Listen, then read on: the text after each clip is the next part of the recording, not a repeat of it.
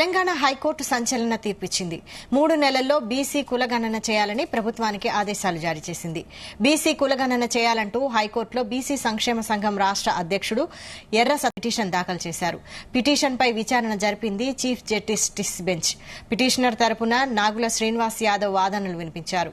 కులగణన చేసి నివేదిక సమర్పించాలని ప్రభుత్వాన్ని ఆదేశించింది హైకోర్టు ధర్మాసనం.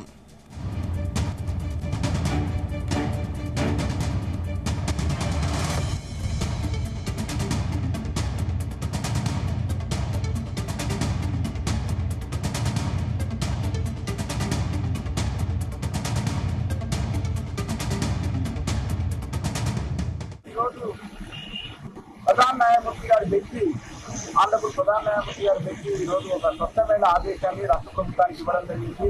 కుల గణన చేపట్టి బీసీ సెన్సస్ సెంటర్లో ఇమీడియట్ గా 3 months లోపల రిపోర్ట్ సబ్మిట్ చేయాల్సిన అని డైరెక్షన్ ఇవ్వడం జరిగింది. కానీ it has to be implemented by the direction given by the honourable high court has to be implemented.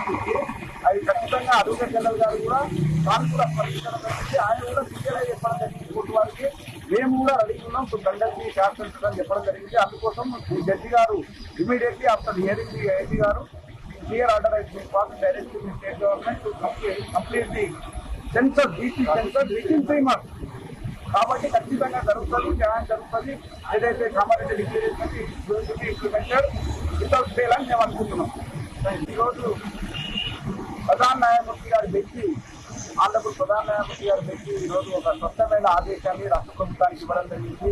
కుల గణన చేపట్టి బీసీ సెన్సస్ సెంటర్లో ఇమీడియట్ గా 3 months లోపల రిపోర్ట్ సబ్మిట్ చేయాల్సిన అని డైరెక్షన్ ఇవ్వడం జరిగింది. కానీ it has to be implemented by the direction given by the honourable high court has to be implemented.